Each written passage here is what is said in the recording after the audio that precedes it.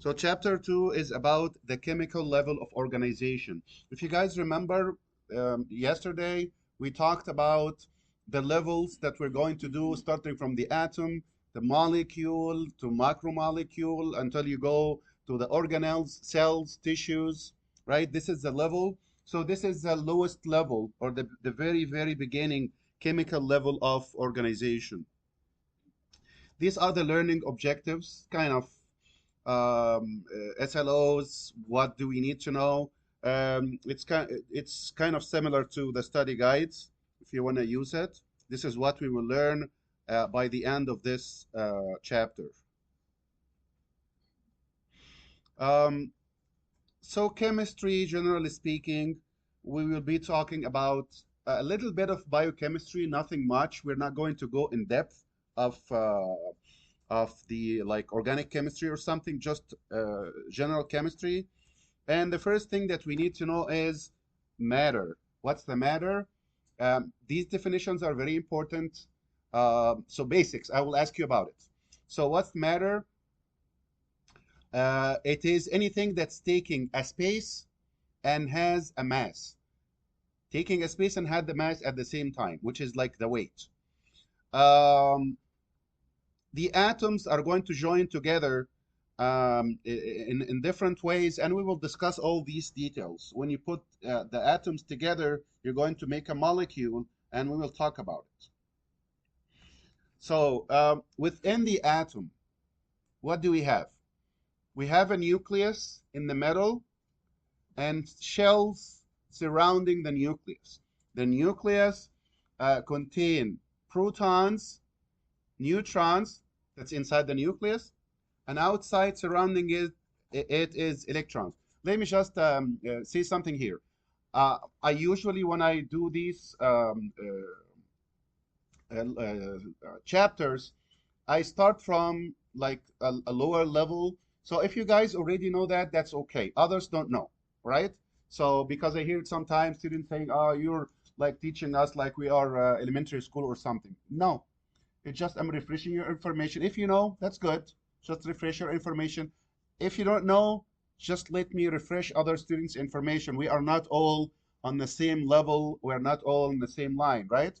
Maybe you have more background, others don't have background, so it's okay.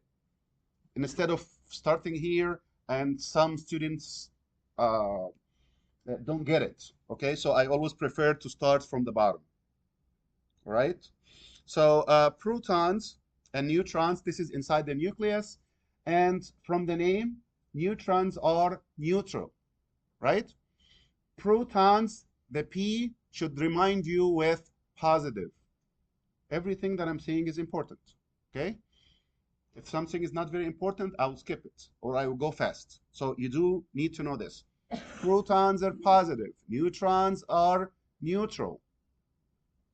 And both of those, they have the weight is one mass unit. So the proton is one mass unit and it's positive. Neutrons, the name give it away, it's neutral. Electrons are negative and the mass is low enough that's negligible. So we don't even count it. So if this atom has one neutron, one proton, and one electron, what is the mass or the weight of this? I don't care about the electron. I will count only those two. So it's 2. The mass number is 2, or the weight is 2. So here are the definitions. One of them is atomic number. Atomic number is the numbers of protons only. Okay? Definitions are important. You will see questions on these definitions. What is the atomic number? Atomic number is the number of protons only. We have a nucleus that contains both of them. But if you put together the protons only, this will be the atomic number. And there is an electron cloud around the nucleus containing the electron. And these electrons are arranged in different shells. So this is the nucleus right here. Okay? And then I have one electron. I will put it in the first shell. What if I have 2? Same shell. What if I have 3? No. The first shell can only take 2. So I have to move to the next one.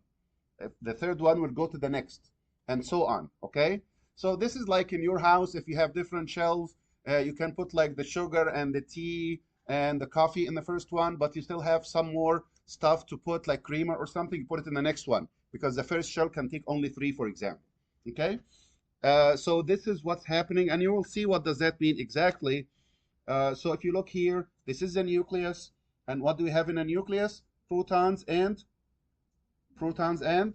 neutrons, and around it, electron clouds, different shells. How many shells? It depends on the number of electrons. We will see that. Uh, the different elements that we have, like oxygen, carbon, hydrogen, nitrogen, all that stuff, you don't need to remember exactly the percentage, but I just want you to know that in our body, the oxygen is the vast majority. Okay, like it's about 2/3, followed by carbon, hydrogen, nitrogen, and then other things. Exact numbers, not the most important thing to know. Just the vast majority, about 2/3, is oxygen, followed by carbon and hydrogen and nitrogen. Good enough to know in this part. And then you have other things like sodium, potassium, magnesium, chloride, iron, iodine, small amounts. And then very, very tiny amounts of trace elements. So we have macro elements, micro elements, and trace elements. Macro, the big bulks, oxygen, carbon, nitrogen, hydrogen. We have big amounts of this. And then micro, small amount of all of these. Calcium, phosphorus, potassium, sodium, and all that. And there are trace elements. Trace means very, very small amount. Trace, okay? And this will be like silicon, fluorine, copper, magnesium, zinc, and all that stuff. This is called trace elements. Very small amounts. Okay. Now, hydrogen. Hydrogen, if you say hydrogen 1, what do you mean by 1? If you look here, the atomic number. Atomic number is 1. What does it mean? It means I have 1 proton. Okay? Atomic number is protons. The atomic number is 1. What does it mean? I have 1 proton. Automatically, usually, if you have 1 proton, you have 1 neutron and 1 electron. If you have 2, 2, 2, 3, 3, 3, 10, 10, 10, and so on. This is the vast majority, not everything. I'll give you the exceptions. But generally speaking, if you have 1, you'll have 1 and 1, with some exceptions that I will talk about. I'm sorry, for this one, it's the not the atomic number, it's the mass number. I'm sorry, take it back. So this is the 1 is the mass number. So what's the mass number here? What in the atom that has a mass? What of the 3? We have neutrons, protons, and electrons. Which ones has mass? Protons and neutrons. So if you say that the mass number is 1, what has a mass here? It's the proton. If the mass number is 2, it means 1 neutron and 1 proton. How about the electron? It doesn't count. It doesn't have a mass. It's not 0, but negligible. If the mass number is 3, what's the mass number? Anything that has a mass, which is neutrons and protons. This is a combination. But usually, the natural form is equal. It's 1, 1, 1, 2, 2, 2. This is the natural one. But you do have other alternatives. Okay? And since I have 1 electron only, it's occupying the first shell. Element.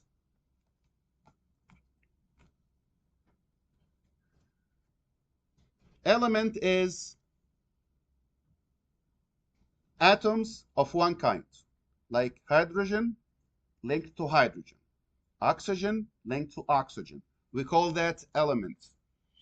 Atomic number is the number of protons, and this is the one that will determine the chemical properties. And let me say this. If the mass number is 2, what does it mean? We have one proton and one neutron. What if it is 1? It's protons only. But why not neutrons only? Both of them has mass, right? No. Neutrons is number 2 in the importance. You have to have the proton. You have to have it. So if it's 1, it's proton. If it is 2, 1 proton and neutrons. You cannot say, I don't have proton. If you say that, it's not an element. It doesn't count. Did you get the idea? You have to have a proton. If it is 1, you will have a proton. 2, 1 proton and 1 neutron, and this is the normal one. Okay? So the protons is what determine what is this, simply. 5 protons, 3 protons, it will tell you this is oxygen, this is hydrogen. What if I don't have protons? This is not an element. You can't say that. You have to have protons. There is a name here that's called isotopes that you need to know. And this is basically, if you get the mass number, and the mass number by definition is protons and neutrons, definitions are important one more time. What's the mass number? What's the atomic number? Atomic number, protons. Mass number, anything that has a mass, both of them, protons and neutrons. So isotopes are different versions, like this one here. This is hydrogen, this is hydrogen, this is hydrogen. Why did you call it hydrogen? Because it has one proton. So this is definitely hydrogen. It has 1 proton. Oh, but this is not, there is nitrogen here. I'm sorry, there is neutron here. Yes, neutrons is number 2. Number 1, what determine what is this? It's the protons. You have 1 proton, hydrogen. That's it, I'm done. What kind of hydrogen? Now we're talking about the neutrons. Did you get the idea? What determine the element? It's the protons. 1, 2, 3, 4, 5. What determine the different versions of that element is the neutrons. So if you don't have any neutrons, you call it hydrogen 1. If you have 1, you call it hydrogen 2. If you have 2 neutrons, it's called hydrogen 3. What's 1 and 2 and 3? The mass number. Okay, but how did you know this is hydrogen in the first place? 1 proton. Did you get the idea? If it is 8, this is oxygen. How did you know it's oxygen? Protons. So nitrogen is number 2. Number 1 is the protons, and this is the one that actually determine what is the element. So you can have different types of isotopes, but the isotopes, remember this, isotopes have the same number of protons. Otherwise, you wouldn't call it hydrogen in the first place. But you can have different types or different numbers of neutrons, okay? So I look at this atom right here. I will look at the protons. I find 1 proton, hydrogen, that's it. What kind of hydrogen? Well, tell me the neutrons. No neutrons. Yeah, hydrogen 1. The other isotope, how many protons do you have? 1. It's hydrogen. What kind? You have a neutron? Yes, it's 2. Okay, and so on. So these some elements will have different isotopes based on the mass number, but the atomic number should be the same. Otherwise, you wouldn't say that this is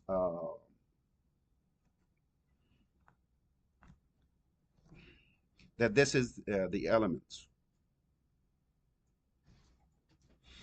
Atomic weight is another definition, and it is the average. So far we got atomic number and mass number. Are we following? You got atomic number and you got mass number. Here is the third definition. What's the atomic weight? This is the average. If you have more than one version, what's the average of those? So let's go back to this example right here. This is hydrogen 1. Okay? You don't have neutrons. This is hydrogen 2. You have 1 neutron. This is hydrogen 3. So 1 and 2 and 3. What's the average? What's the average of those? 1 and 2 and 3. It's 2, right? this is your atomic weight. Did we get what's the atomic weight? If you have three different versions, this is one, this is two, this is three. You know how to get the average? Add them up. One plus two plus three, that's six, right? Divide by three, that give you two. That's the average. And this is the atomic weight. It's the average of the different versions of the elements. So this is the atomic weight. So you got three definitions, important to know.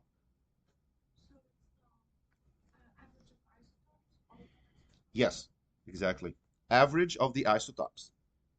Average of the mass numbers of the isotopes. You can say it this way. Okay, next is, here is the nucleus, and the nucleus contains protons and neutrons. Sometimes it's only protons, that's okay, but usually it's contain protons and neutrons. And then electrons, which are, what's the charge for electrons? Negative, around, in the electron shell around the nucleus, okay? So if we have one electron only, it will be in the first shell. If we have two, still the first shell. If we have three, no, the first shell is full. You have to move to the next one. So what we actually look for is the outermost one. Example, if I have 11, the first one can take up to 2. So I put 2 here. I still have 9. The next one can take up to 8. Now I have 10. How many left? 1. It will go to the third shell. So what's the outermost shell now? Number 3, the third shell, right? And what do you have? I have only 1 electron there. We always look at the outer shell because the outer shell is the one that determines the attitude or the reactivity of this atom. It's only the one that's exposed outside. Here is one atom and here is one atom. How can they react to each other? Just the outer shell is the one that determines how they interact with each other. Is that clear so far? We only look at the outer one, which is called valence shell. And this is the one that will determine how the atoms are going to interact with each other. So here is one hydrogen. You have 1 electron only. It will occupy the first shell. So what's the outer shell here? It's the first one, right? Are we following? Is everything clear? You have 1 electron only. You have 1 shell only. So what's the outer shell? It is the first one because we have 1 only. What if you have 2? Still the first shell. So this is the valence shell or the outermost shell. You have only 1. But here is the trick. Understand this. If the shell is not full, this atom will tend to interact with other atoms. You can say it's not satisfied. Okay, like hydrogen. You have 1 only in this shell. Is it full? Is the shell full? It's not full. So it is going to react with another atom. It will look for another atom. It is not satisfied with one. You're not satisfied until you are full. If the outer shell is not full, it will look for other atoms to interact with. Is that clear? Okay, so in this case, hydrogen. Is this one reactive? Does it look for another atom to interact with? Yes, it's not full. How about this? Helium. No, it's full. So it will stay by itself. It's not going to look for other atoms to interact with. Now look at this one. This is lithium is 3. It has 3 electrons. The first one can take up to 2. So that the next one, the third one will go to the next level, right? So what is the outer shell? It is the second one. Clear? Okay. How many do we have in the outer shell? 1. Do you think this is this is full? The second shell is full? Of course not. It has 1. Is this one reactive and it will look for other atoms? Yes, it will. And it will look specifically for something that's also not full and it needs 1. Like if it has 7, for example. This has 1 and this has 7. They can interact with each other. Okay, so both of them will be okay. Versus if it is 10. Is this one reactive? Is it looking for something else? It's full. That's it. The valence shell is full. It's not reactive. It's not going to look for other atoms to interact with. So if the outer shell is not full, it's reactive. What do you mean? I mean it's going to look for other atoms to interact with. What interact with what? Here is an atom and here is an atom. How they interact with each other. The outer shell of this one with the outer shell of this one. And they will make a bond with each other, which is called the chemical bond. In order to make a molecule or a compound, a molecule or a compound, is that different? Yes, you have to know this. Molecule and compound are not the same thing. Here is an atom, here is an atom. They make a bond and they come together now. They are attached. Is that a molecule or is that a compound? It depends. It depends. You only call it compound if it is two different things. Like this is sodium and this is potassium. They come together, I call that a compound. A molecule, it doesn't matter. Sodium and potassium, yes. Sodium and sodium, yes. For the molecule, it doesn't matter. It doesn't matter. Anything is a molecule. Any two that come together is a molecule. Hydrogen and hydrogen. Is it two reacting? Yes, it's a molecule. But is it a compound? It's not a compound. It has to be different.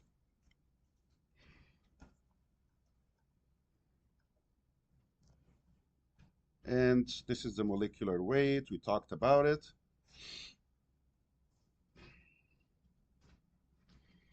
Okay, each one of these elements, H mean hydrogen, O mean oxygen, and the number beside it is a mass number, just to remember this. So if you put two hydrogen together, it will be 2H. These are just the simple. So hydrogen is H, oxygen is O, nitrogen is N. Do you guys remember this? Potassium is K, sodium is Na. Do you remember these symbols? Okay, so this is the first one. On the right side of this will be the mass number. On the other side, which is before, like 2H. 2H means two atoms of H. How about H2? This is a mass number. Did you get the idea? 2H is two atoms of hydrogen. H2, if I see H2, translation, it means the mass number is 2. Okay? This is how you read it.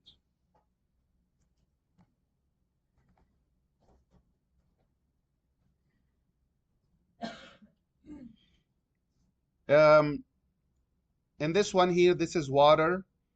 Water is H2O. Do we remember this? H2O? So H2O, what does it mean? Two H's and one O. When you put them together, this is the formula, which is H2O, two hydrogen and one oxygen. That will make them water molecule. So let me ask you this. H2, is that a molecule or compound? It's a molecule. HO, is that a molecule or a compound? Molecule or compound, both of them. Compound, it has to be different. Molecule, it doesn't matter. Did you get the idea? Similar or not, it doesn't matter. It's a molecule. Any two or more is a molecule. That's it. H and H, molecule. H and O, molecule. But H and O is also a compound. Yes. Yes, exactly. All compounds are molecules. Not all the molecules are compounds. So when we have a reaction, this atom is reacting with this atom. What do you call these atoms? We call them reactants. Okay? When they finish the reaction, what's the product that's produced? It's called product. It is hydrogen, hydrogen, and oxygen. These are called reactants. When they react, what do you produce? Water. What do you call the water? Product. This is the product of the reaction.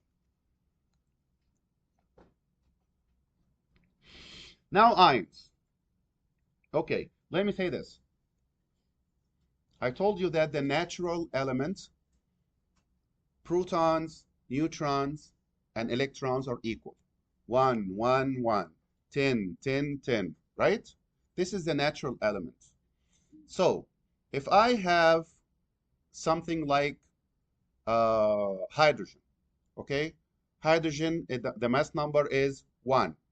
How many electrons do you have in the outer shell? 1. And the outer shell is the first shell because you only have 1, right? Okay. If that's the case, this hydrogen is reactive.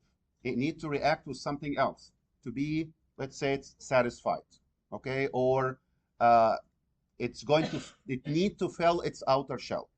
How to fill the outer shell? Reacting with another atom. What kind of reaction? This is what we're going to talk about right now. There are different ways for two atoms or more to interact with each other. What are these different things? Number one is covalent bond. It's coming.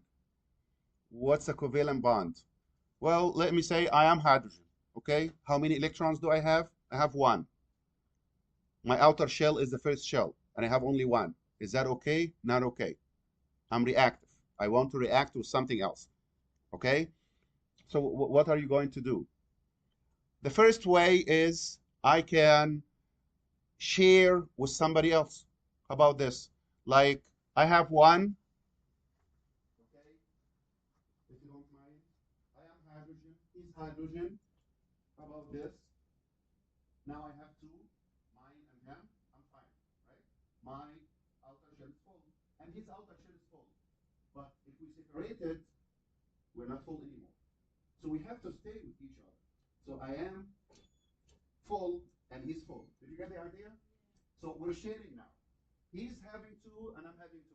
An example of that is you have a car, I have a car.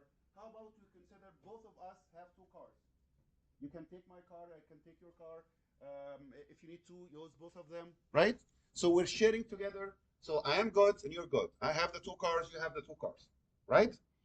But we cannot separate. So that's why the first type of bond is the strongest, because we have to stay together in order for both of us to be okay, to be full. Did you get the idea? It's called sharing. This is the first one. Sharing means covalent. So this is the strongest bond. This is number 1. Number 2, instead of doing this,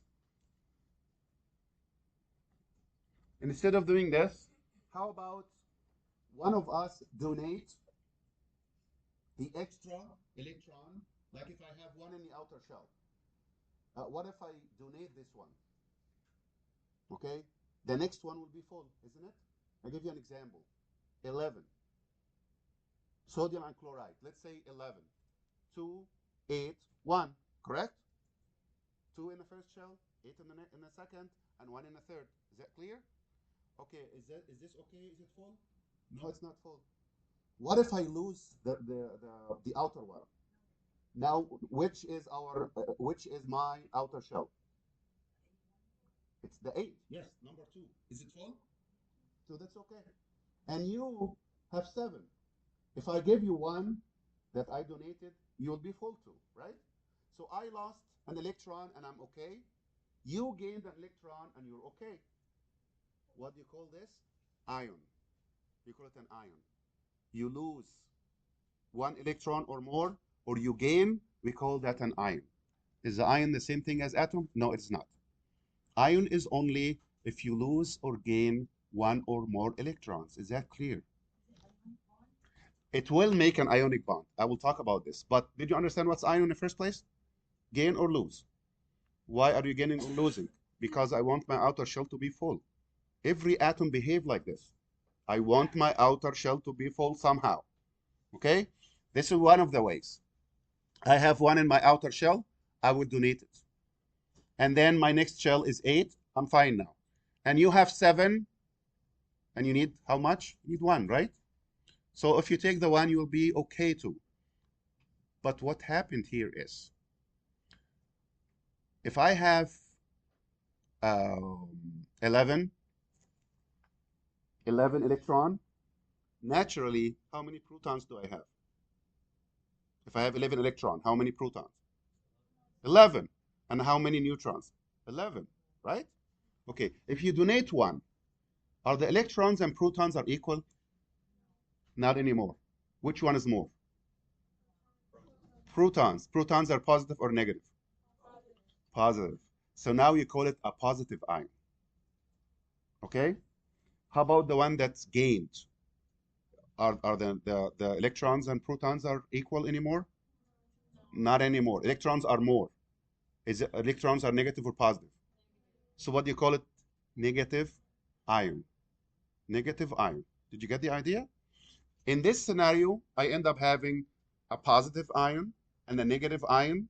Positive and negative, they attract to each other, not link. It's not like sharing. It's not sharing. It's just partial attraction, like the magnet. This is negative, this is positive. They come to each other and stay. And we call that ionic bond. Did you get the ionic bond? It's the attraction between positive and negative. How did it come positive and negative? Donating and receiving. The donor is positive or negative? The donor, if you're following, positive or negative? Donor is positive and the receiver is negative. Yes. So look at this example right here. This is sodium.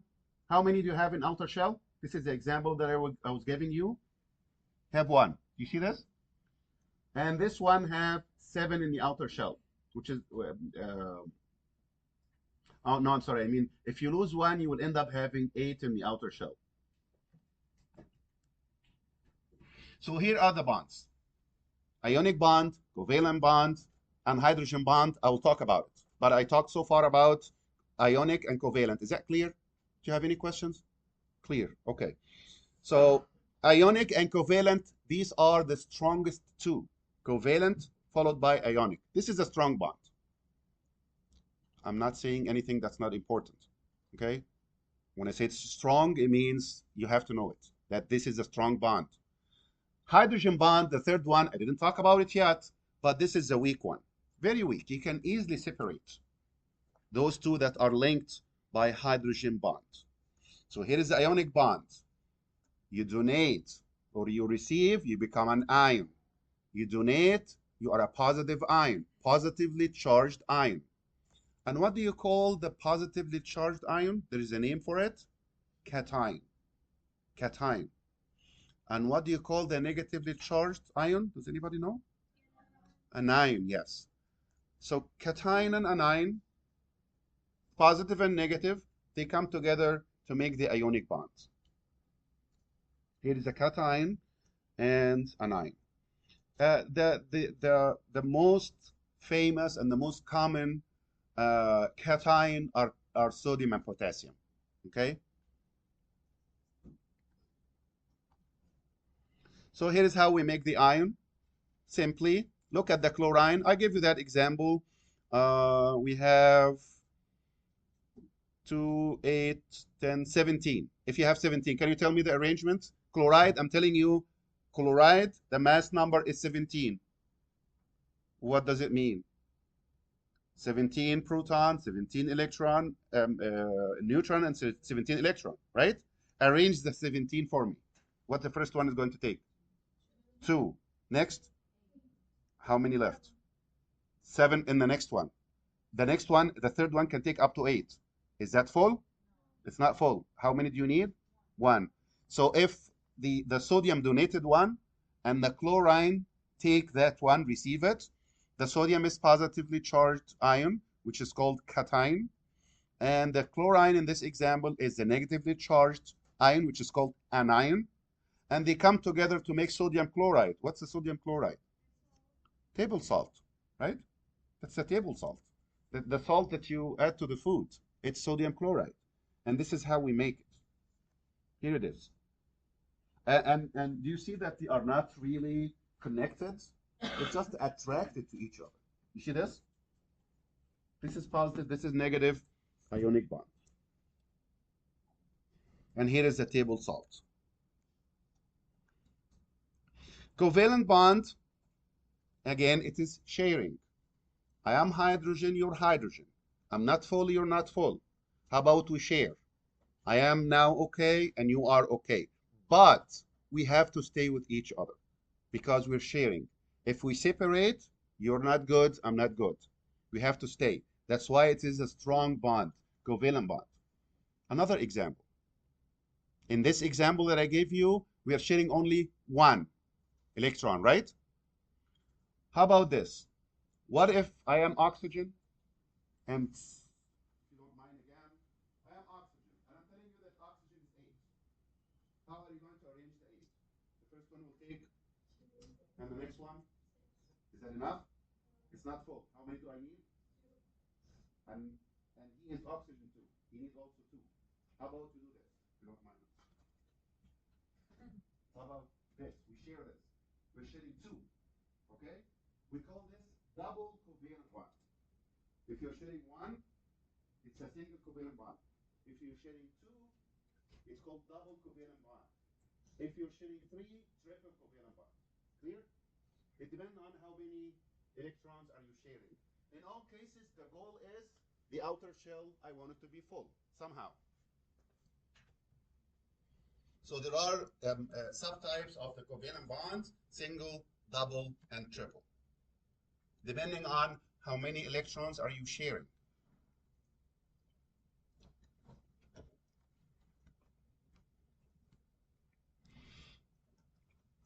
What is this? Single, double, or triple? Single. This, double, and this, triple. Okay, we're good so far? One more thing. In the examples that I gave you 2 atoms. Both of them are the same. Hydrogen with hydrogen, oxygen with oxygen. So in this case, the sharing is equal. You get the idea? Hydrogen, I'm sharing 1, you're sharing 1. Is that equal sharing? Yes. I'm sharing my car, you're sharing 1 car, I'm sharing 1 car. It's equal. We're equal. You're not giving more than me, and you're not sharing more than me, I'm not sharing more than you. Okay, oxygen with oxygen, same thing. I'm sharing 2, you're sharing 2. But here is another example. What if this is oxygen and hydrogen? It's not going to be equal sharing, right? I need to, give you this example again. But I am oxygen. Oxygen is 8, 2, and 6, okay? How many do I have in my outer shell? 6. How many do I need? 2. So I'm going to share 2 with both of you. Would you mind? I'm going to share 1 with him. I'm going to share 1 with him. Now I'm okay, right? I shared 2, and they are sharing 2 with me. And you wanted to share 1, he shared it, he's okay, and he's okay. All 3 of us are okay. But is that equal sharing? No, I'm sharing 2, right? If this is an equal sharing, we call that polar sharing. Polar sharing. Now this is polar. Polar means one side is different than the other side. Unpolar means both sides are the same. Hydrogen, hydrogen, unpolar. Oxygen, oxygen, unpolar. Did you get the idea? But oxygen with hydrogen, no, this is different. I'm sharing 2, and you're sharing only 1.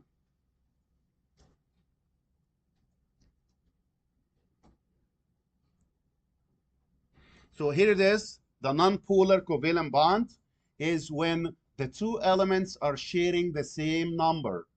It doesn't have to be the same element, but it has to be same number. You're sharing 1, and he's sharing 1. 2, 2, 3, 3, equal. Each element is sharing the same number of electrons. But if the sharing is unequal, example I gave you, oxygen, I'm sharing 1, hydrogen is sharing, oxygen, I'm sharing 2, hydrogen is only sharing 1. Is that equal sharing? It's not equal. Like, I'm going to share 2 cars with you guys, and you're sharing 1 and sharing 1. Is that fair? It's not fair, right? I'm sharing 2. So this is called polar, meaning it's going to one pool. So if that's the case, like in this example of water, you call the water a polar compound because of the unequal sharing of its atoms. Polar covalent bonds. So why are we mentioning that? Why I'm talking about this? Look at this example here. Oxygen sharing two, one hydrogen sharing one and one. Look at this. This is water. Yellow. Look, one and one. So oxygen is sharing two, hydrogen sharing one. The other hydrogen is sharing one. So how is that important? Why is it important? Because of this fact. If you're sharing more, they found out that you will be relatively negative, just a little tiny bit negative. If you're sharing less, you will be slightly positive. They found it like this. So in this case, oxygen and hydrogen, which one is slightly negative? Oxygen. And which one is slightly positive? Hydrogen. But the water is not one H2O. No, it's a lot of this, right? It's water. So it's not one molecule, it's a lot of molecules. So here is H2O, H2O, H2O, H2O. So this one right here, and this one, like this, the red is oxygen, and it is slightly negative. The hydrogen is slightly positive. What if I put another molecule of oxygen beside it? You know what's going to happen? This hydrogen will be attracted to the oxygen of the other molecule. Did you get the idea? Yes, no? You can say whatever you want. Is that clear? Okay, so what does that mean? It means this is the hydrogen bond.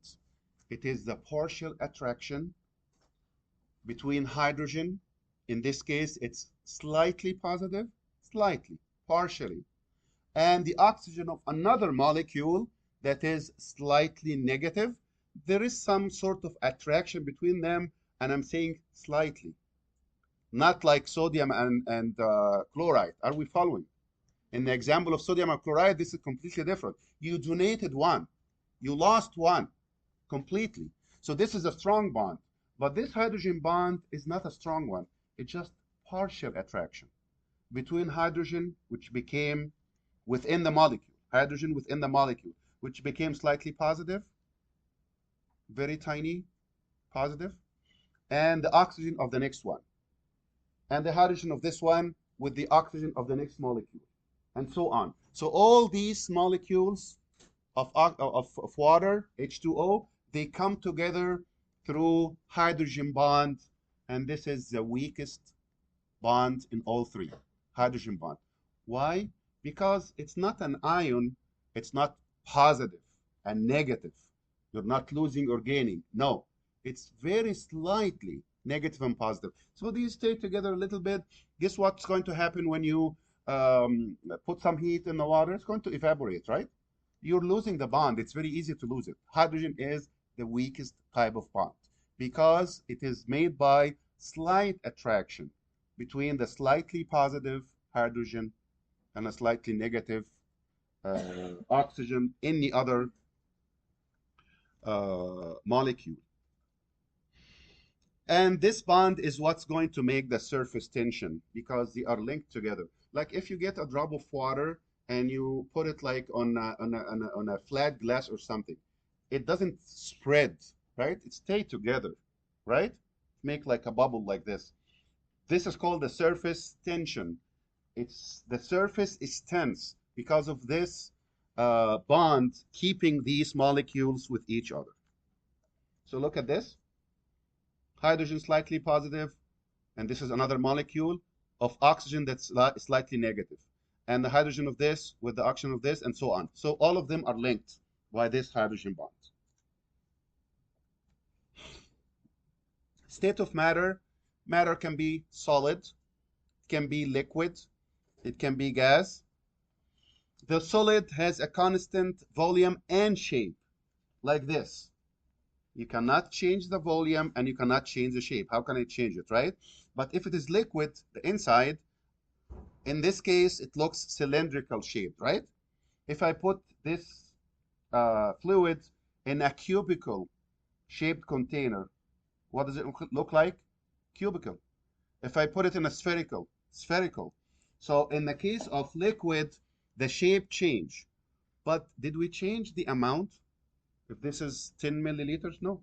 10 milliliters here, here, here. The shape change. Gases, both of them can change. You can put the gas in this and you can release it to become like this. So both of them change, both volume and shape. In the reactions, I talked about this. If you have two things or three reacting with each other, you call them reactants. And then you end up having a product.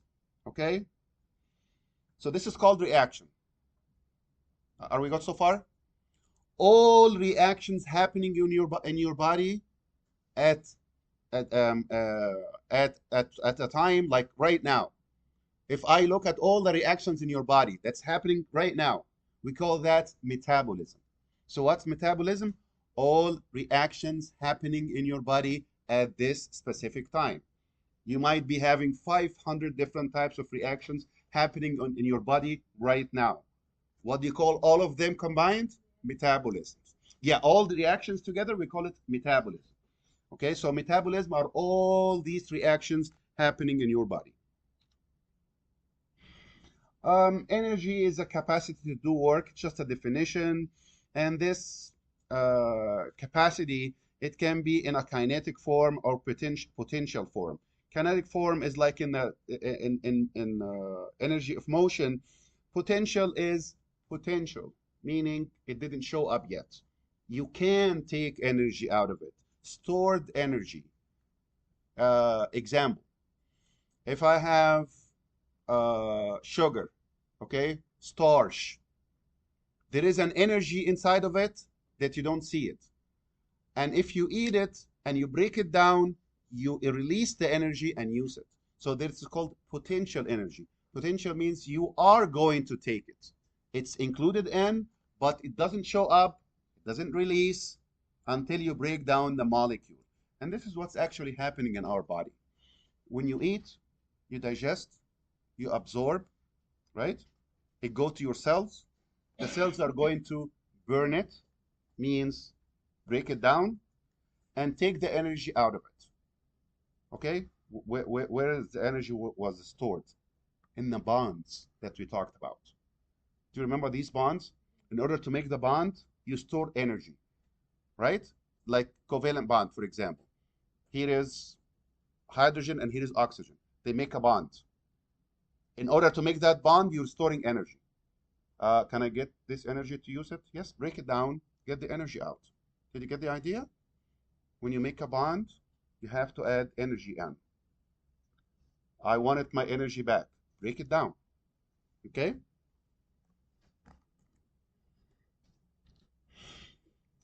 There are different types of reactions depending on what is the product. So the first type is called decomposition. When you decompose something means you break it down. Decomposition. Like AB, break it down, A alone and B alone. Decomposition. Okay? You guys can stop me anytime you want. If anything that I'm saying doesn't make sense, just say, doesn't make sense. I didn't understand it. Okay? You can stop me anytime you want. Otherwise, I'm assuming that we're all okay. Right? So what's the decomposition? Decompose. When you decompose something, decompose. Compose means come together, right? De is a prefix that means no, or the opposite. Okay? De. When you put de before anything, it means no, or the opposite. So decomposition. Composition is this. What's a decomposition? This, right? If you are breaking down a chemical bond, you're breaking it down. Isn't that decomposition? H2O, break down the bond.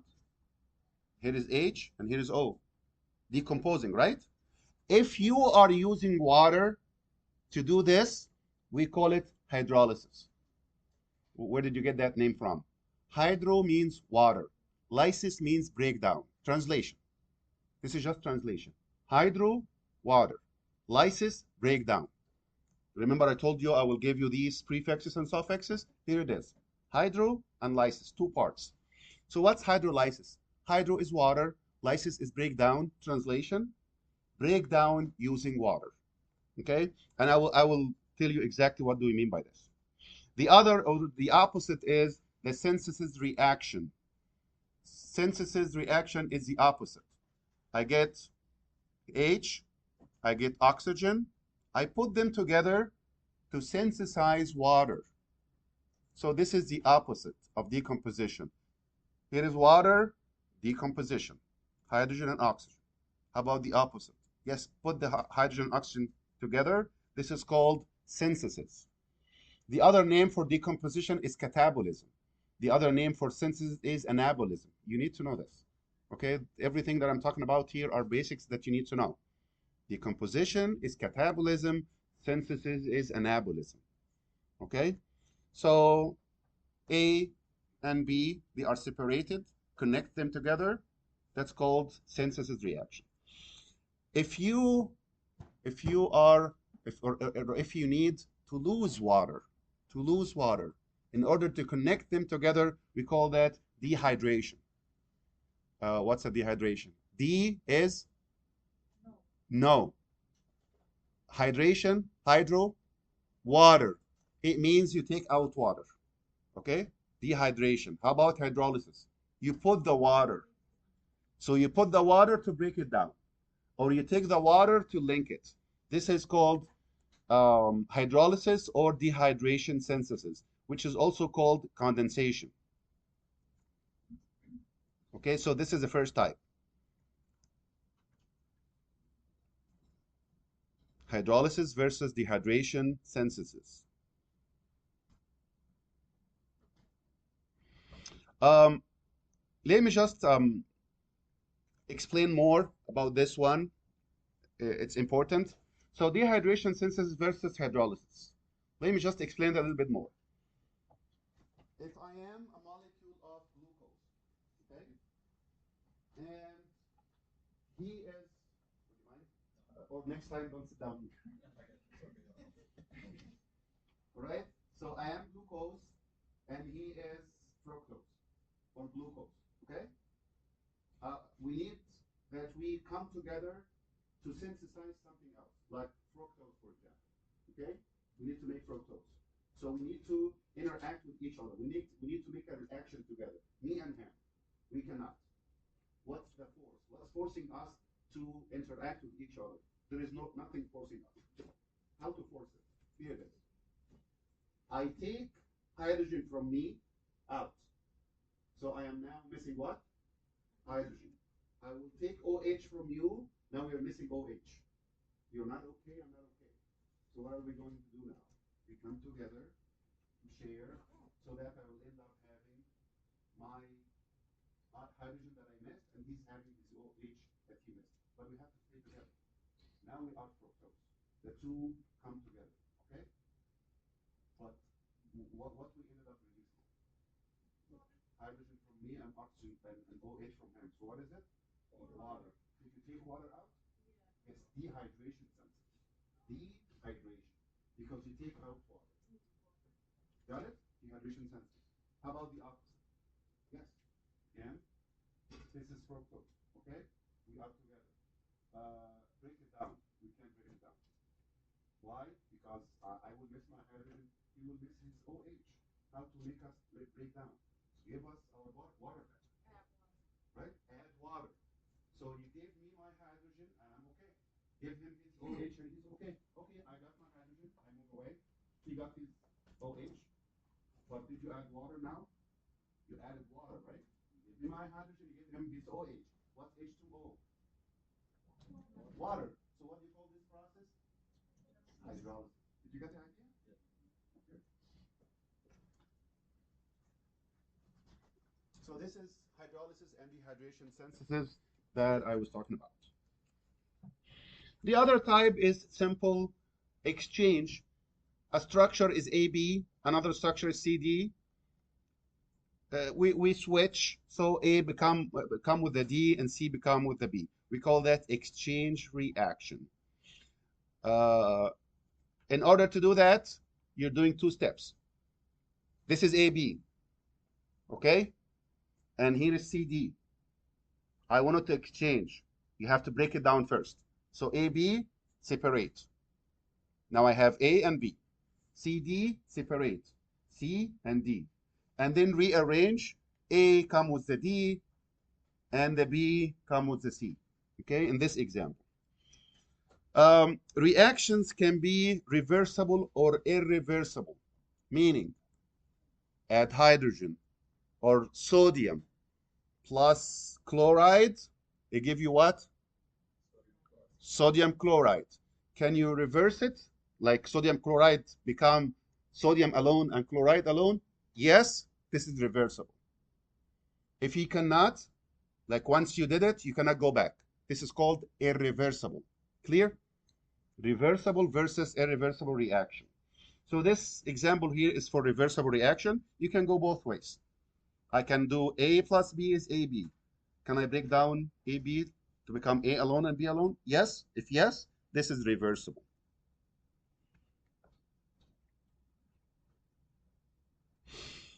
Now, a lot of reactions, or most of the reactions, will need energy to start. Okay? You don't just add molecule A and molecule B and just leave them like this and they're going to interact with each other. No, most of them, you need to put some energy to help them make a bond or interact with each other. We call that activation energy. The energy that's needed to activate the bond or to activate the bonding or to activate the reaction. All right? How much energy are you going to use? It depends on the reaction, but there is a good tool that help you to use less energy, which is called the enzyme. What's the enzyme? Enzyme is a protein that work as a catalyst. What's a catalyst? Something to accelerate the reaction and make you use less energy. This is called an enzyme. So it's a catalyst. And I always give an example for the catalyst is just to make it easy. If your car stopped in the middle of the road and you have a flat tire, right? If you don't have good tools, you have like a couple of wrenches or something, it will take you like a couple of hours, right?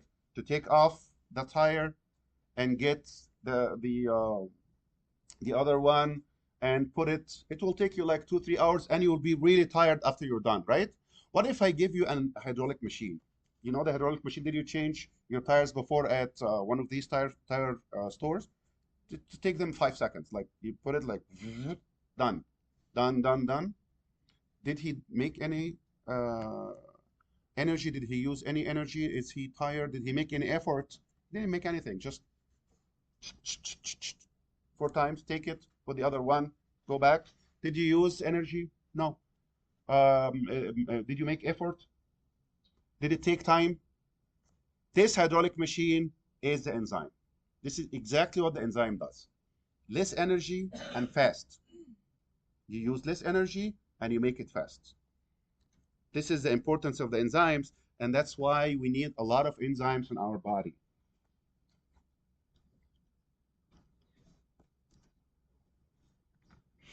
Now, using the enzymes, if you do a reaction, okay, in order to start the reaction, you're using some energy.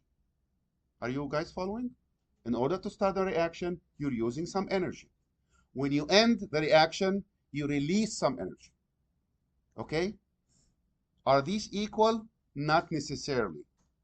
If you put more energy than what's released, we call that endergonic reaction. Endergonic. Endo means inside. You put energy more than what you gain. Okay? I used 10 units to start the reaction. I ended up producing 6. This is called endergonic. There are other types of reaction that in order to start the reaction, I use 5 units, but I end up producing 8. So what's extra? I got 3 extra, right? We call that exergonic. Exergonic means producer, or it give you or produce energy.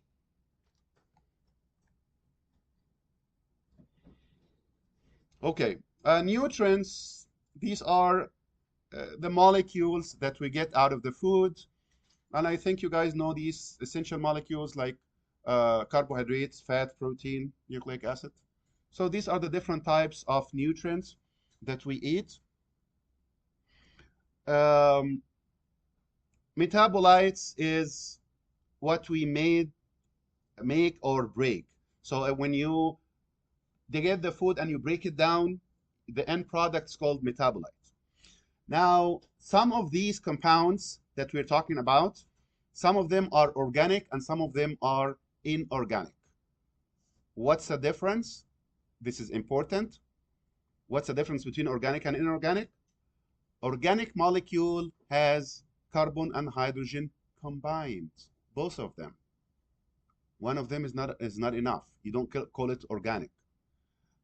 Inorganic does not have those combined, not both of them at the same time.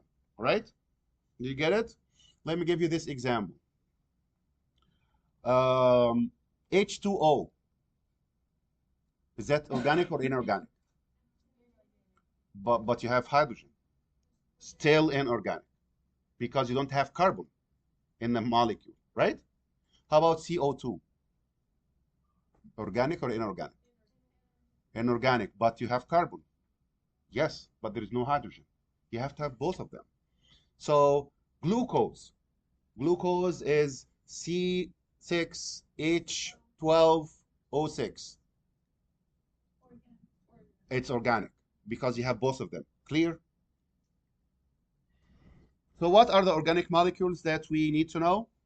All four compounds that I'm assuming that we all know. Carbohydrates, fats, proteins, and nucleic acid. Carbohydrate, fat, protein, nucleic acid. We will learn more about those, but it goes without saying anything else is inorganic. Anything in the nutrients or anything in our body that's not one of those four, it doesn't mean there is nothing else is organic, but I mean in the nutrients. These are the four types.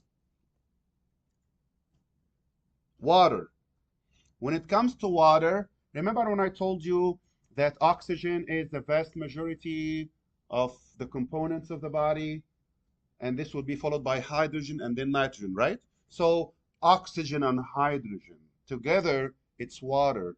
About 2/3 of your body weight is water. Is it equal in males and females? No, it's not equal. It's not the same. Okay? Usually males have higher percentage of water. Okay? We're not going into the details right now, but what I wanted to say here is if I get some water and I put some sugar in it or some salt in it, what do you call the water? What do you call the salt? What do you call the salty water that you produced? You call the water solvent. You call the salt solute. You call the end product, which is the salted water, solution. Okay? You put the solute in a solvent, you make solution. The water is a universal solvent. Everything you dissolve it in the water, right? There are some other things that we need to know about water besides being the solvent. Are we following? Besides being the solvent, what else? Most of the reactions in our body happen in the water medium. Okay, the water is everywhere. Inside the cells, water. In between the cells, water. In the blood, water. Any fluid in the body, water. Okay, so most of the reactions happen in the water. That's number one. Number two, the water have this heat capacity, high heat capacity. It can keep the heat within your body. And it's also used as lubricant, like my joint, inside my joint. This is bone, there is cartilage here, but how to make this movement smooth? You have fluid here, and fluid is water. It's not water, it's watery fluid, watery. Water plus something, okay? Um, Water is a polar molecule or not? Yes, it is. Why? Unequal sharing. Unequal sharing. Oxygen is sharing one or two. And hydrogen, is that equal sharing? It's polar, right? So the water is called a polar compound. And if you put a compound in the water, it can dissociate and dissolve in the water. If it dissociates, I'll give you an example of that. If I get some water and I put salt, what's the salt? What's the table salt? Sodium chloride, right? What's the sodium chloride? What's the bond between sodium and chloride? What kind of bond? Ionic bond, isn't it? If you put it in the water and dissolve it, it can separate sodium alone and chloride alone, right? So now you're having, instead of having a salt, salt is a compound, right? Instead of having salt, which is a compound, you will have an ion here and ion here. You separate them. Just breaking down the ionic bond, you end up having ions.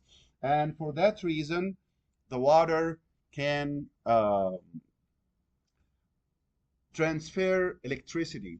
Can you put like a wire in the water and put your hand? No. Why? Because the water is not pure. It contains some ions, and these ions are going to move the electricity.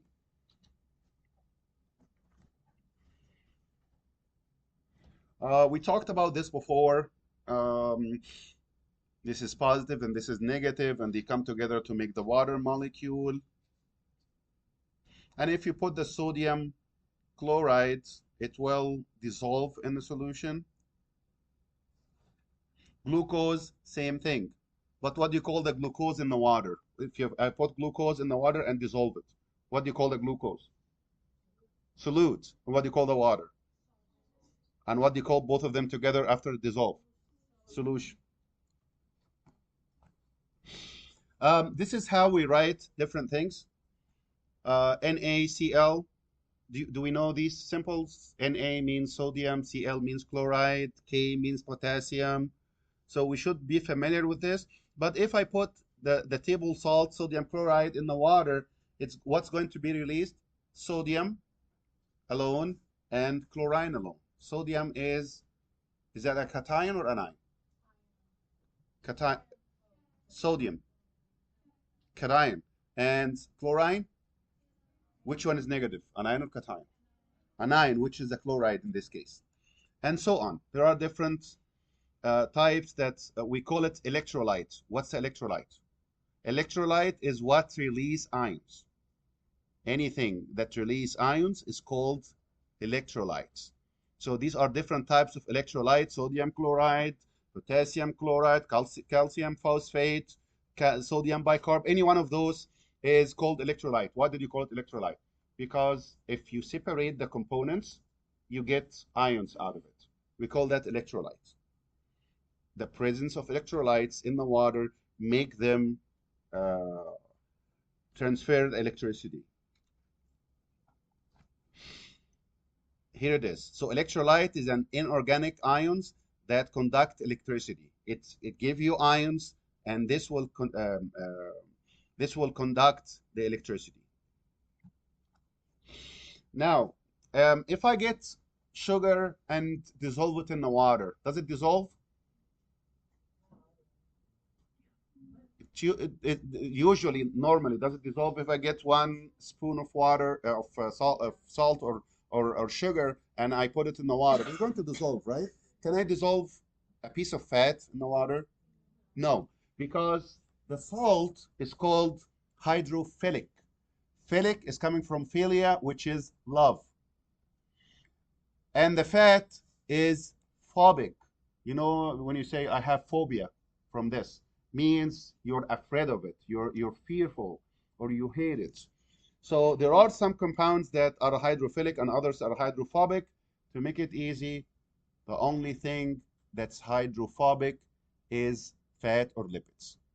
Anything else is hydrophilic. Carbohydrates, yes. Proteins, yes. Nucleic acid, yes. Anything that's not fat is hydrophilic. Only fat or lipid is hydrophobic. Now, if I make this solution something dissolved like in water, you can get different forms. It can be a colloid and it can be a suspension. Colloid, you put proteins in water and it's going to be distributed in the water. And this is something like your plasma. You know that your blood is fluid part and cells, right? Fluid and cells. What's a fluid? It's water plus proteins plus other things. This is not the time now. I'm not going to talk about the details. Just water and things dissolved in the water, mainly protein. So you call that colloid. If you have protein that's kind of dissolved in the water, because protein is that hydrophilic or hydrophobic? Hydrophilic, right? It's hydrophilic. It can be mixed with the water. On the other hand, if if you get something and you mix it with the water, and if you leave it for some time, it's going to sediment. Like the big parts or big particles are going to settle at the bottom. You call that suspension. Did you ever get a medication from the pharmacy and it says suspension and they say shake well before using? Did you see that before? Every single time before you use it, you have to shake it, right? Because this is suspension, meaning the active ingredients are big bulks. So if you leave it for some time, it's going to go down to the bottom. It's going to sediment at the bottom, and we call that suspension. The whole blood is suspension. Is the blood colloid or suspension? No, the plasma part is colloid because it's just water and protein is mixed. But if you add the cells, which is the whole blood now, the cells, if you put it in a tube like this and leave it for some time, it will sediment. So we call that suspension. pH. pH is basically, if you're talking about a solution, is that solution acidic or basic? Acidic or alkaline? Basic or an alkaline is the same thing. Is it basic? Is it alkaline? So it's basically the negative log of hydrogen ion, which is not important. What I want you to know is amount of hydrogen. pH, measuring the amount of hydrogen. How much hydrogen do you have? So they make this mathematic formula, which is not important to know how they do it, but they end up giving numbers to the different solutions from 0 to 14. Okay? Where did you get these numbers from? It's a mathematical thing that's not important. It's minus log hydrogen ion concentration. Like if the hydrogen ion concentration is 0 minus 0, 0, 0, 0, 1, 3, 4, this is too much, right? So they make a way to convert it into solid numbers. So it can be 0, 1, 2, 3, 4, all the way to 14. What's exactly in the middle? 7. 7 is neutral. It's not acidic and it's not alkaline. It's neutral. So the amount of hydrogen and the amount of OH is the same. Hydrogen, OH. You have 2. Hydrogen, OH. This is what determines the pH. If the hydrogen and OH are the same, this is neutral. If the hydrogen is more, this is acidic. If the OH is more, this is alkaline or basic. Okay? So the only thing on earth that is neutral is pure water. Do you mean water? No, not water. Pure water. The water that we drink is not neutral. It's not pure. Only pure water. This is the only thing that's neutral. Anything else on earth is not neutral. There should be something. Pure water is this bottled water. If it is purified, if it's a pure water, it's basically used in the laboratory. They put it in bottles like this, and it's a pure water. But anything else, whatever we drink, it's not 7, which is not a big deal because it can be 7.01. So what? It's not far from neutral. So if the number goes up, it is alkaline, above 7. If it goes under 7, we call it acidic. Okay? Under 7 is acidic, which is high hydrogen. Don't ever forget this. Hydrogen represent acidity. OH represent alkalinity. Is that clear? Hydrogen acidity, OH alkalinity. Hydrogen is more than OH, it's acidic. OH is more than hydrogen, it's alkaline. Clear? Above 7 is alkaline, under 7 is acidic. So let me ask you this question that I've seen before in the exam. Which one is less acidic? 3 or 4? 4 is less acidic. Yes. Which one is more basic? 9 or 10? 10 is more basic. How about which one is less basic? 7 or 8? I mean 8 or 9? 8. Did you get the idea? So read the question, because I saw mistakes like this because you didn't read the question well. You're assuming. No, don't assume. Okay. Now, how about the blood? Our blood, is that neutral? No, it's not neutral. Slightly alkaline. How much alkaline? 7.35 to 7.45, and I want you to remember this number. What's your normal pH of the blood? 7.35 to 7.45. Can I make it 7.4 plus or minus half? Yes, that's okay. It's the same thing. It's 7.4 plus or minus half. Whatever you can remember is okay, as long as you remember these numbers. So again, it goes from 0 to 14. 14 is the most, what?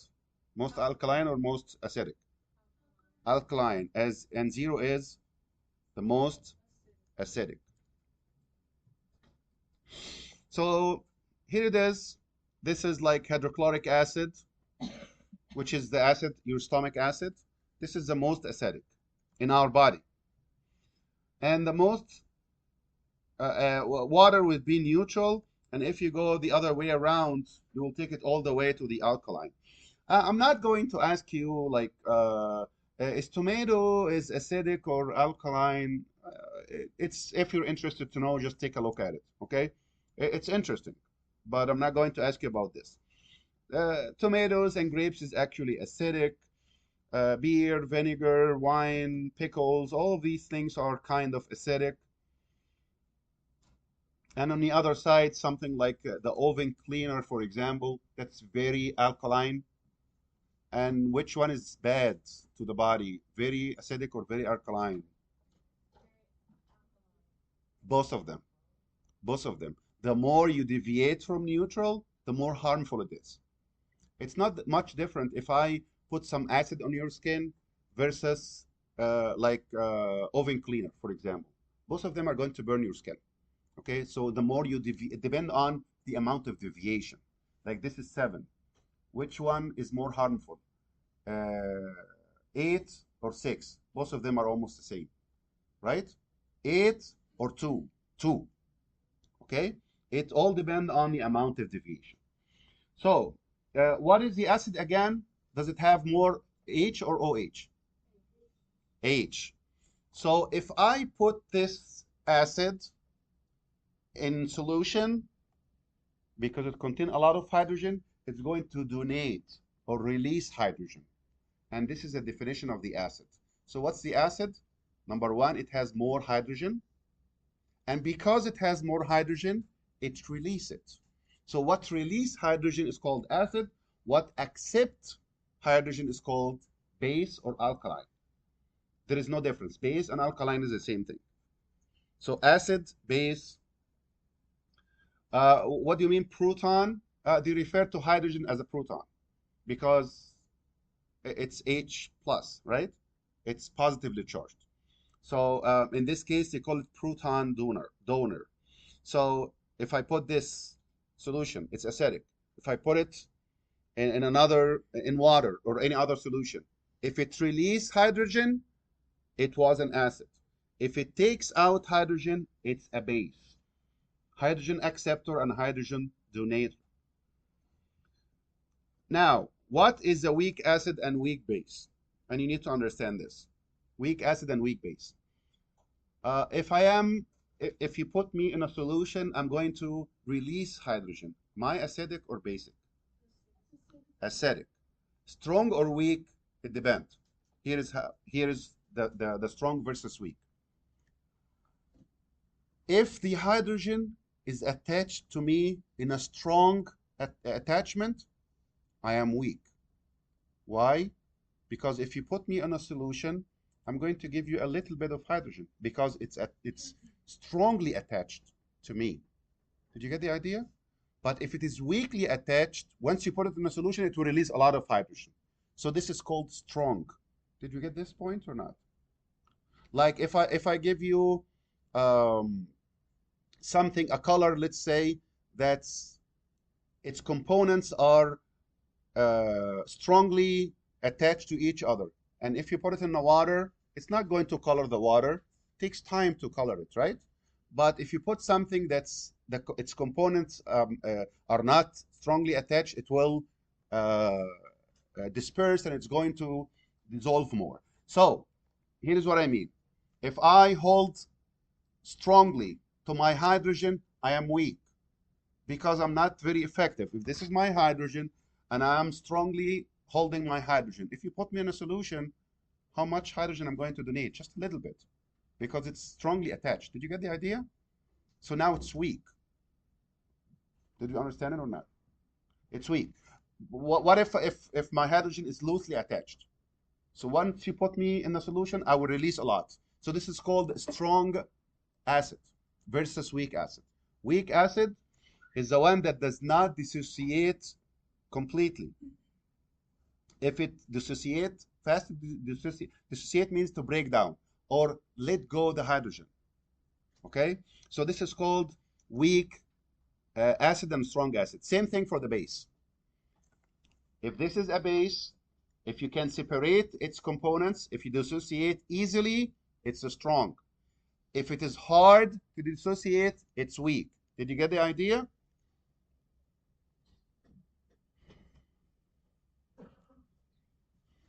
Salt is a solute.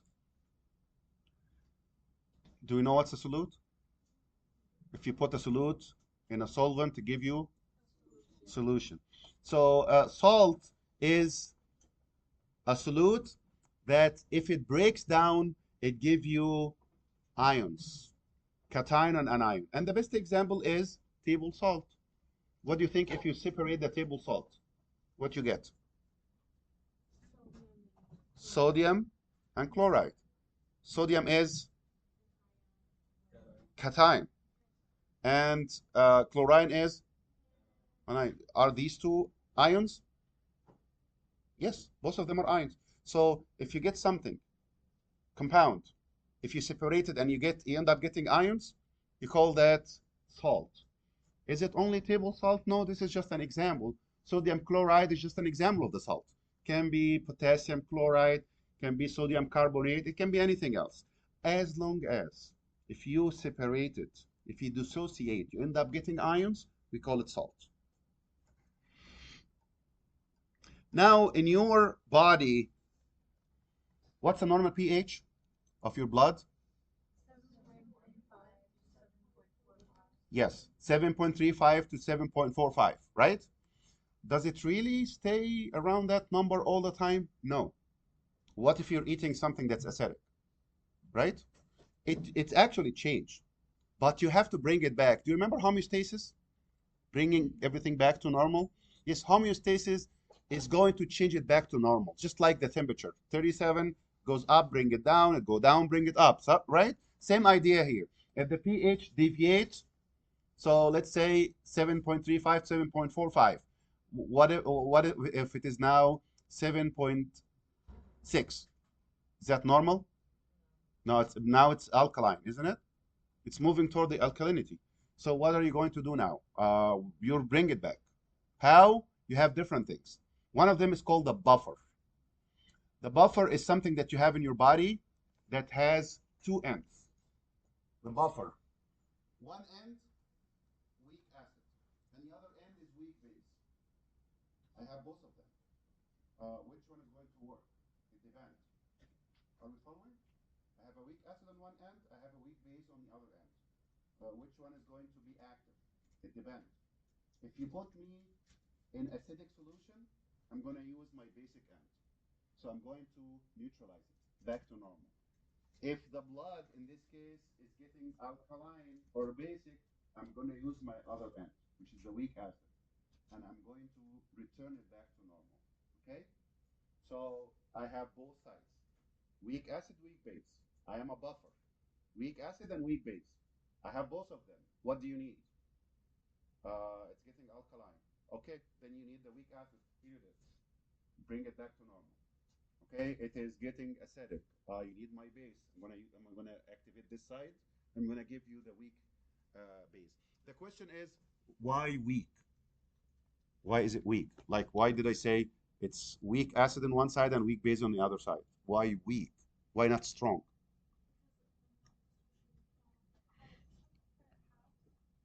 If it is weak, it does not dissociate. So yes, so there is it's there is no major change. This is the bottom line. If it is weak acid, it doesn't dissociate easily. So the change is not dramatic. Guess what? It doesn't go from 7.45 to 10. No, that's impossible. Did you drink like oven cleaner or something? No, that's not the case. What actually happened in our body is a very minor change. Okay, go from 7.45 to 7.5, 7.51. So if you use the strong acid or strong base, it's going to do dramatic change, which you don't need it. So if it goes like 7.35, 7.45, right? Now it is 7.5. Is that normal?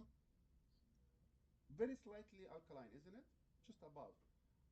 If you use strong acid, instead of changing it from 7.5 back to 7.4, it will take it to 3.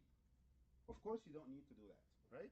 And that's why we said weak acid and weak base, because you do not need dramatic change. You need very slight change. So this is the buffer, and the antacids. Antacids is anti-acid. Did you try before, like the Tums and Rolade and all that stuff? The mint? Yes, this is medicated mint. It contains something that neutralizes the acidity, and we call it the antacids. Okay. Now, if you talk about the macromolecules, remember I told you that there are macromolecules, like the ones that we have in big components in big amounts, and then micromolecules, and then trace elements. So the macromolecules, the big ones, consist of units, and these units are called monomer. Monomer is coming from mono, which is one. You put the monomers together to make the polymer, which is multiple. Okay, like glucose, glucose, glucose, glucose, glucose. This is monomer, monomer, monomer, monomer. If I put them together, you end up getting glycogen. Glycogen is huge amount of glucose. That's it. Okay? So what do you call the glucose? Monomer. What do you call the starch? Polymer. Okay?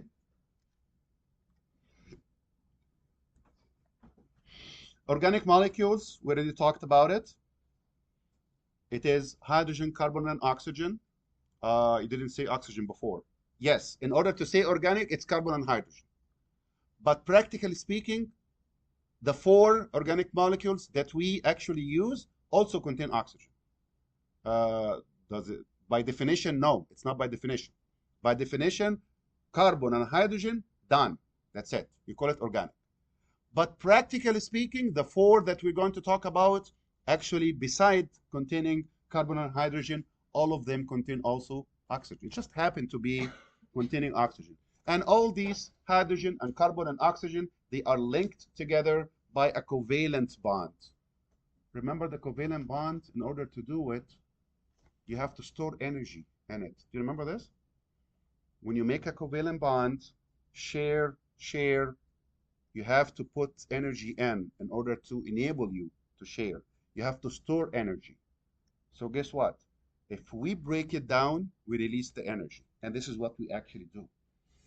Beside carbon and the hydrogen and oxygen, there is also another group in the site that's called functional group, and this is what's going to determine the chemistry of that organic molecule.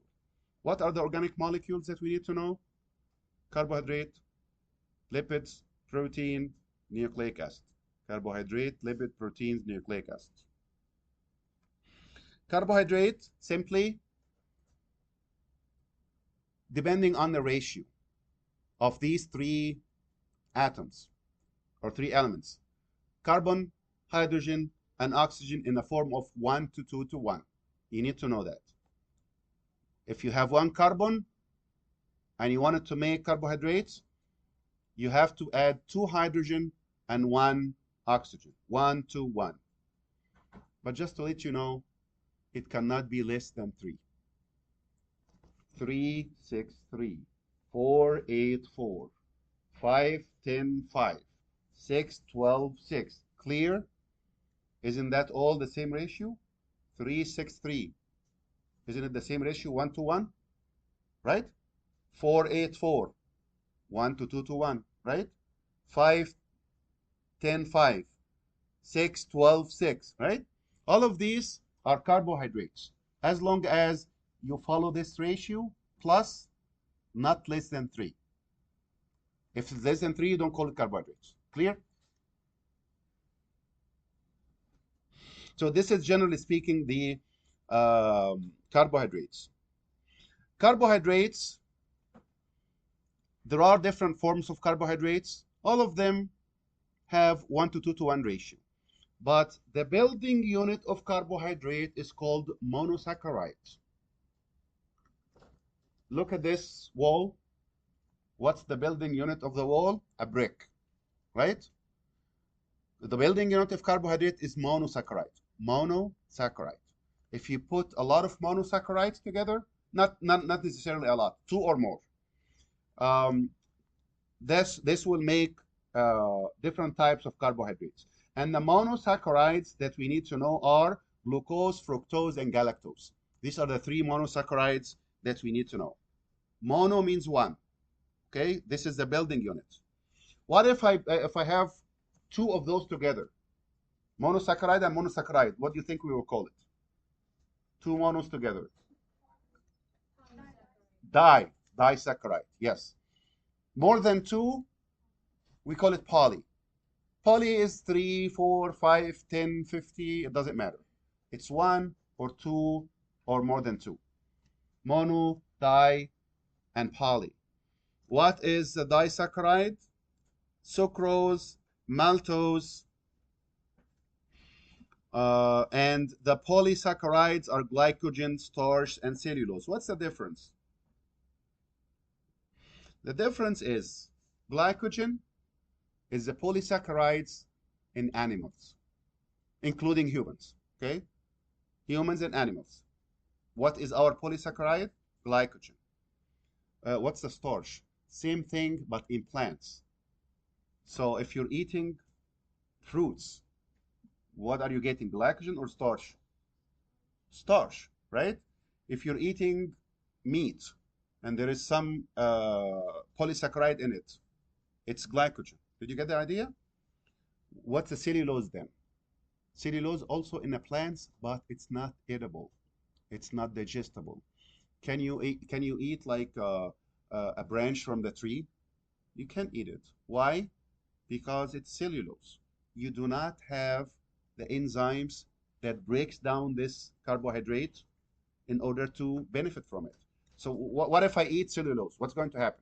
Nothing. You eat it, and then it goes in the stool, as it is. Animals, they have enzymes to break it down. And that's why you see animals eating things that we cannot eat, right? They can eat different things that we cannot eat because they have the enzyme to break it down. So these are the 3 forms of the polysaccharide. Glycogen, which is the animal polysaccharide. Starch, this is the plant polysaccharide. And cellulose, which is also a plant but not digestible form. If you look at this, you don't need to memorize any formulas at all. But just take a look at it. This one is up here. If you count, can you tell me if this is carbohydrate or not? That's it. Just tell me if this is carbohydrate or not. Count the carbon. One, two, three, four, five, six. It's six. How about hydrogen? One, two, three, four, five, six, 7, 8, 9, 10, 11, 12. 12. How about oxygen? One, two, three, four, five, six. Is that carbohydrate? That's it. That's what I wanted to know. Is it carbohydrate or not? And is it between 3 and 7? Carbon. Between 3 and 7, it is 6, isn't it? It is between 3 and 7. That's it. This is carbohydrates. Now, if you put two monosaccharides together, what you get? Disaccharide. Now, how these monosaccharides react with each other? I told you. Do you remember this example? I am glucose and his fructose. How to make us react with each other? Is it dehydration synthesis or hydrolysis? Dehydration synthesis. Synthesis, making. Dehydration synthesis. Remember the example I told you? I'm losing hydrogen and he's losing OH, right? So did we take water out? What do you call it? Dehydration. Clear? So this is what's happening here. Look at this. You take hydrogen from one and you take OH from one. What is this? Water. You take it out in order for them to react, right? What do you call this reaction? Dehydration synthesis. Very good. So this is dehydration synthesis, and you end up getting, like in this case, sucrose. Sucrose is simply glucose and fructose. Okay? Look at the water. Did you take the water out? Dehydration. You take the water out. How about if I get that same sucrose and I break it down into the two components, glucose and fructose? What do you call this process, this reaction? Hydrolysis. You add the water back to break them down. So hydrolysis, as I explained, hydro means water, lysis means to break down. It's two parts. So hydrolysis means you add water and the water H is going to go back to one of those two monosaccharides, and the OH will go to the other one, and it will result in breaking down that disaccharide into two monosaccharides. Look at this. Um, right here, sucrose, it is glucose and fructose linked. Remember we talked about dehydration synthesis when you removed the water from there. So now just return the water back so you can break them down. So OH will go to one of them. So now this glucose is okay. It return the H to fructose. So this fructose is fine now. So they are going to separate, and we call that hydrolysis. So together, this is dehydration synthesis and hydrolysis. Um, for the polysaccharide, this is actually how it looks like. Polysaccharides, whether we're talking about glycogen or starch, glycogen in animals and humans, or starch in plants, or cellulose and also in plants, but it's not edible. But let's stay with glycogen and starch. This is nothing but a long branching chain of glucose. It's just glucose molecules. But the only difference between these different types of polysaccharides is where do they branch? Like look at this. Right here you will see go short distance and then branch and then branch. So it's like two and then branch, two, branch, and so on. Others will be like four or six and then branch. So the branching is just different, like two different trees that they look different um, when it comes to where exactly do they branch. The next is the lipids. And lipids, we explained before that this is hydrophobic, and we talked about phobia, meaning hate or against. So this is something that if you put it in the water, it's not going to mix. Fat, oil, and wax, all of these are different types of lipids. And unlike what sometimes we say fat is lipids, it is not lipids. Fat is the most common type of lipids, and fat means triglycerides. So fat is one of the lipids, oil is one of the lipids, waxes is one of the lipids. So don't mix those just because fat is the most common one. Exactly like lipids, let's say it means fruits, and fats is like apple, and this is like oil is like whatever, any other grape or whatever. So apples is one of the fruits. Fats is one of the lipids, and fats is triglyceride, and we will discuss it more. So basically, there are different things that counts as lipids, and these are most importantly is the fatty acid, I mean, and this is the building unit. Fatty acid is the building unit of the lipids. Remember when we talked about carbohydrates, we said the building unit is monosaccharides, like glucose and fructose and galactose. For proteins, it is amino acids. This is the building block. The building block for lipids is fatty acids. But there are other things, including like stuff like eicosanoids, glycerides, steroids, phospholipids, glycolipids, and others. We will talk about this. So the fatty acid, which is the building unit of the lipids, it's a long chain of carbon and hydrogen, just like anything else. Remember, when we are talking about the organic molecules. So all of them will contain carbon and hydrogen. And remember, practically speaking, all four contain also oxygen.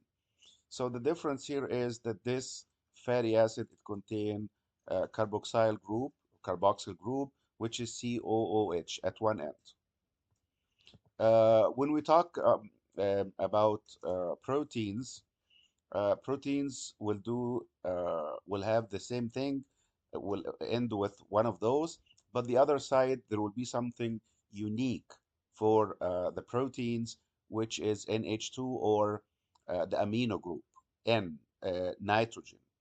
Only if in those three, it's in proteins, and we will talk about it.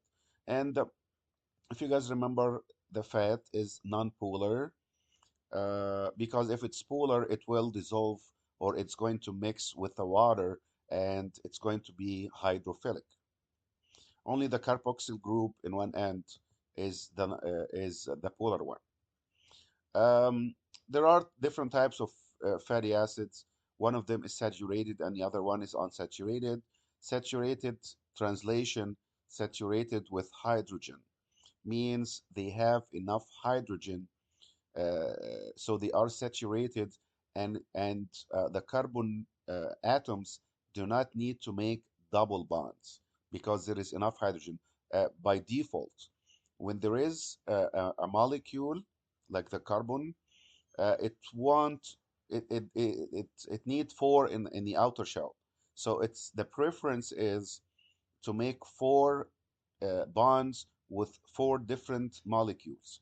But if that's not available, they will going to make double bonds. So the carbon will make two bonds in another carbon, which is not the preference. But anyways, saturated fatty acid means saturated with hydrogen, no need to make the double bond. Unsaturated, on the other hand, remember saturated means saturated with hydrogen. It have enough hydrogen, no need for double bond.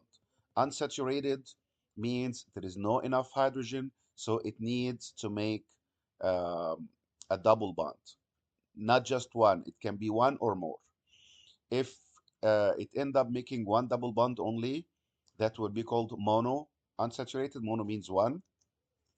If it is two or more bonds, we call it polyunsaturated fatty acid. So if you look at this picture right here, this is one carbon.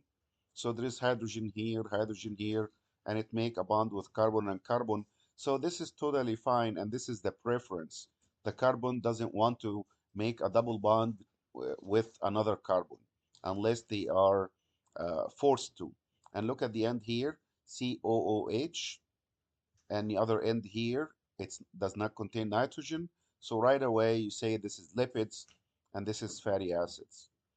Um, so this is just an example, which is one of the saturated.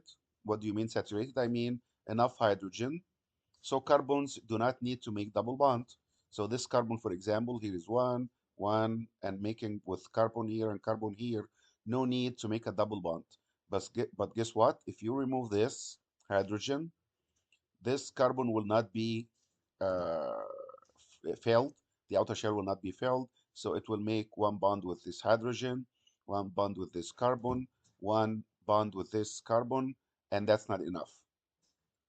So it will end up making a double bond with the next one. So if you look at this one, you don't see any double bonds between carbons and each other. Um, well, if you look at this, here it is again, just one bond between each two successive carbons. But look at this one here. There is a double bond here. So this means it's unsaturated. And when it makes a double bond, they found that the fatty acids start to bend like this, and this bending make it healthy. It doesn't stick that much um, with our blood vessels and other things. So the next one of the lipids, beside the fatty acids that we talked about, is called eicosanoids. Eicosanoids, we cannot make it, so we take it in diet. Uh, they come from a specific fatty acid, but anyways, there is something called leukotrienes. Leuco is white, trienes is immune system. So leukotrienes are chemical messengers that comes from the leuco, and leuco is white, referring to the white blood cells. Prostaglandin is another thing. That's a local hormone. It mediates different things um, uh, like mediating pain, a chemical that mediate pain. So just remember that prostaglandin and leukotrienes, these are eicosanoids and it is fat. Glyceride is glycer and ride. So glycer is glycerol. Rides means fatty acids. So if you get glycerol and add fatty acid to it, it will be called glyceride. Monoglyceride, here is mono, one, and mono or di or tri is counting the fatty acids because glycerol is always one. So monoglyceride means one glycerol and one fatty acid. Diglyceride, di is referring to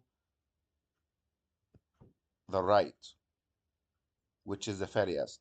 So it's one glycerol plus this, right? How many? Two. So one glycerol and so diglyceride, one glycerol and two fatty acids. Monoglyceride, one glycerol and one fatty acid. Triglyceride, again, glycerol is only one, always one. So it is one glycerol plus three fatty acids. There is another way to say it. It's called triacyl glycerol. It's glycerol with three acyl, and acyl is referring to the fatty acid. It doesn't really matter. But the one thing that I want to focus on is this triglyceride is the most common fat available because this is the fat that we eat with in our foods. Not all of it, but most of it is triglycerides, which is this one is what we call it fat.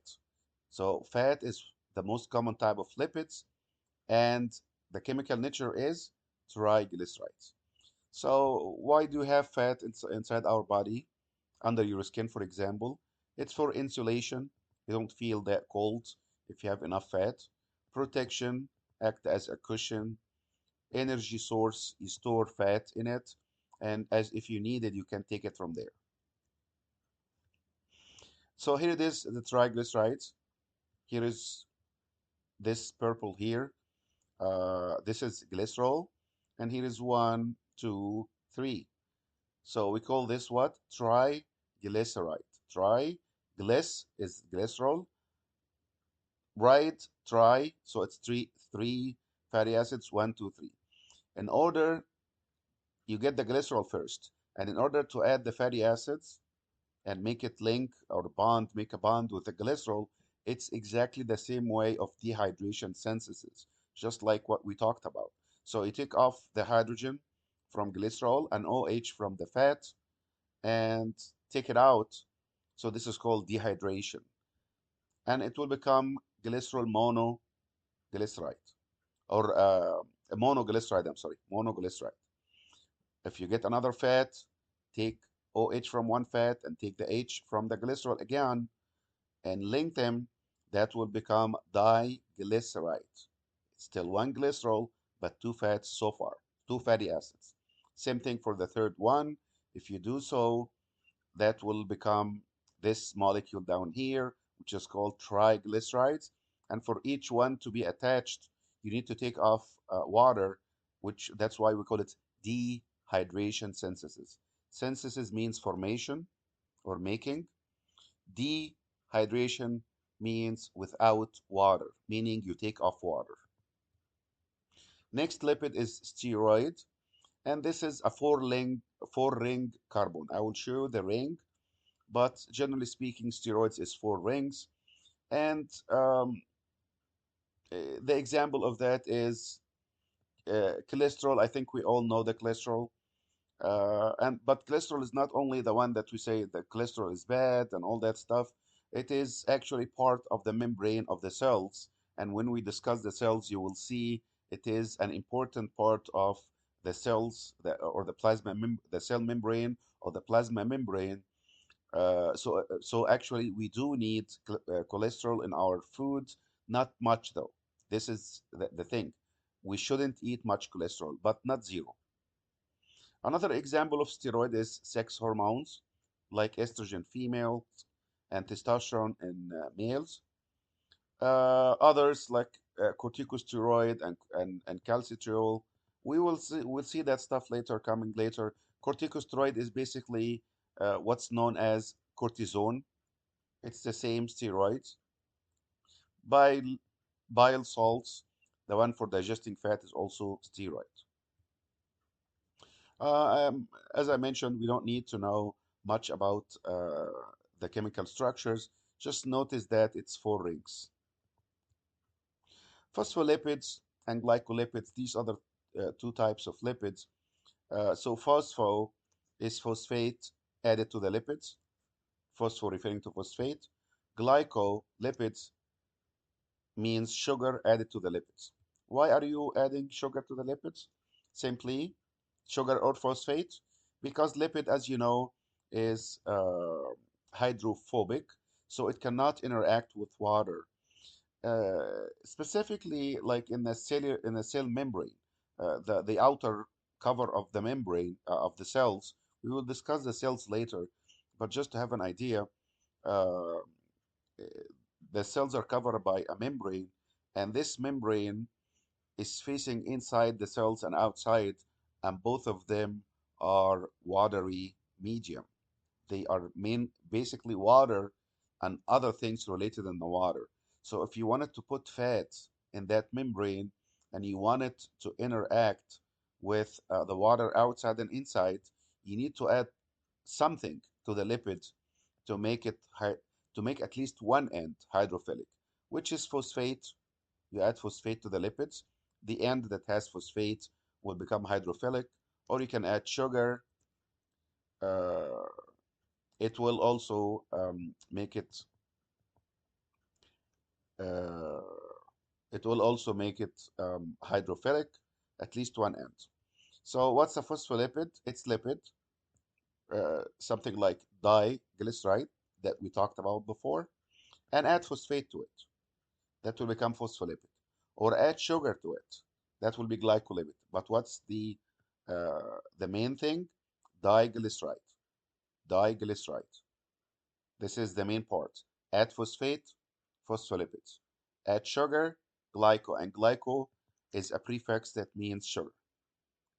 So by doing so, you will get uh, one, like the head of the molecule, which is this part that contain the phosphate or the sugar, it will become hydrophilic.